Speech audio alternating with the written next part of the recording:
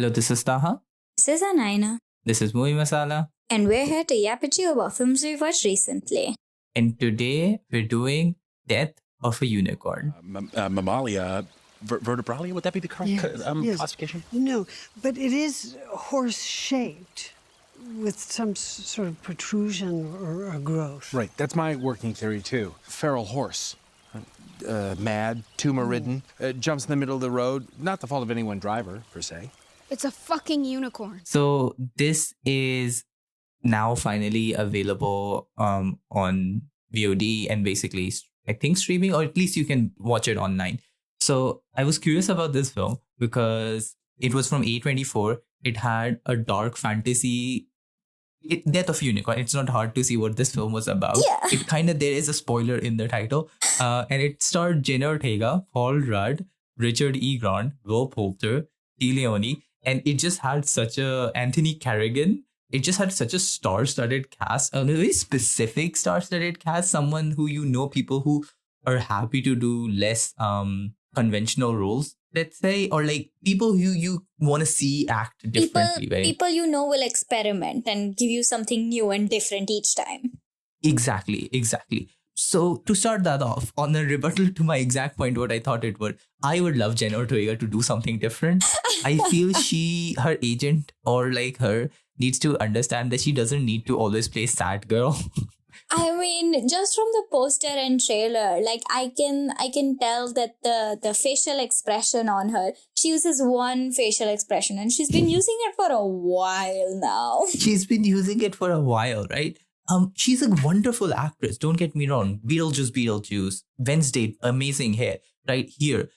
She just keeps playing this outsider outcast who's also sad. And I just want to see Jenna Ortega do new things. I mean, I loved her in the Sabrina Carpenter Taste music video because it's just like she's doing something funky. She's doing something different. And I think like it's so funny to say that she did really good in a music video.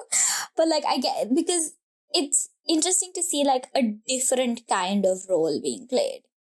Yeah, exactly. I think she was really nice in Scream, honestly. I think she did a bit different of a role there. But in general, with the film, right? Basically, this is a satirical dark fantasy comedy written by Alex Schifferman. It follows this father and daughter duo who the father is basically an accountant trying to work within this elite, like family-owned company, which is just very rich. They hit a unicorn. The unicorn dies. And then it's brought to this like old family patriarch played by Richard E. Grant, Odell, who tries to harvest the unicorn for the secret of eternal life. That's like kind of the gist of it, right? And the thing is, I think it works really when it hits those parts well, when the satire, hyperbole, and the like parody is being heightened. I think that's when it does its best job. Really, when the actors are allowed to like chew up scenery, I think it's its best. I don't think the plot particularly feels that strong in the sense that it's not bad. It just feels like baby's first satire on capitalism. It's like that classic, like, I don't know if it's a rumor or, the classic, like, oh my God, Hollywood actors drink babies or like whatever for eternal youth or whatever.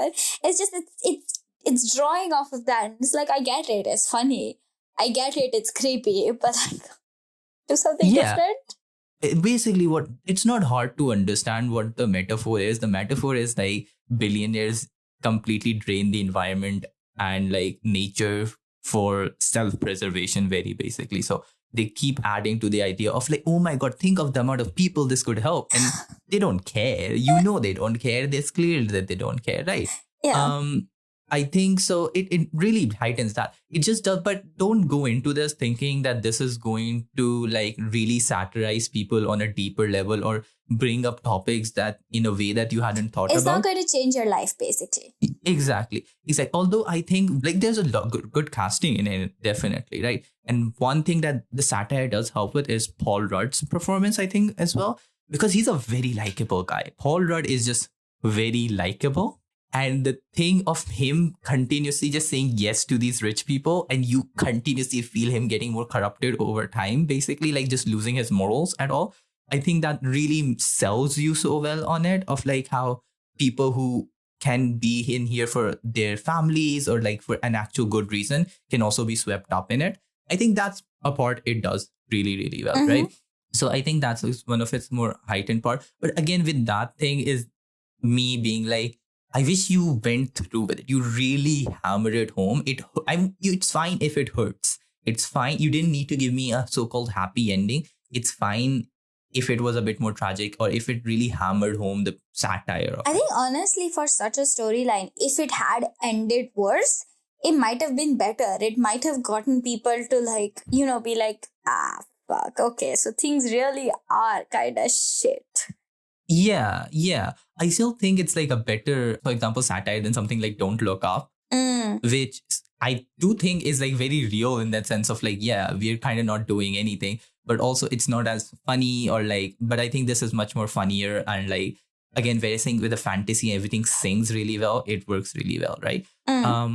Like, again, I can keep going on of like how Richard E. Grant choose scenery, about how Tia Leone choose it. I all specifically loved Will Porter. I think he's such a good actor. He is able to like convey such small nuances in such a great way. He's so punchable as well. I mean, I've been watching him since he was like much, much younger in like a bunch of films. And he has that kind of, he's a really good comedic actor because his face just makes you want to burst out laughing.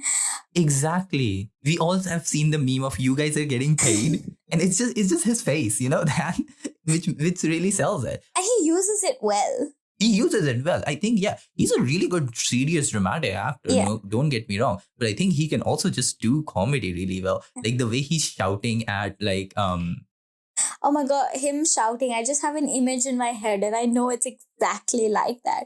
Because again, Yeah. like we've seen him do that so many times. Yeah, and him shouting at Anthony Carrigan, being like, hey, bring the towel. No, don't bring the towel. It's just like, it's so self-absorbed and everything that I think it's just really funny. And I think there's a lot of places where it doesn't redeem any of these people, right? It doesn't redeem that family. And I think that is also a good part of it. Like it doesn't need to. It sells the message regardless of it.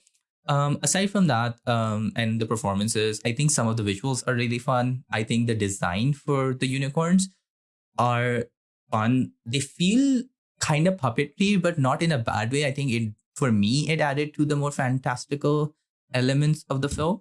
And in terms of like there's like, it's very cosmic, trippy illusion visuals when like you touch the unicorn horn and you get this like green sent back, right? So I think that all is specifically cohesive.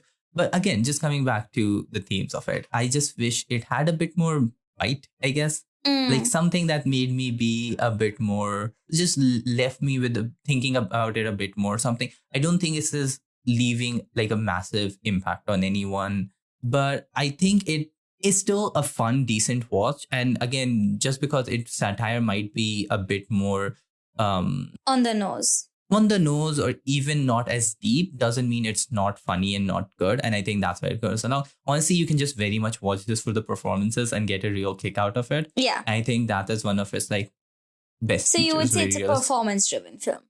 It is 100% a performance-driven film. I think the performances are doing out of job heavy lifting here. I think all of that comes together. Yeah. So that's it, basically. So those were our thoughts. Thank you for tuning in. This podcast was produced solely by us with musical assets from Pixabay. See you again next time. Bye-bye.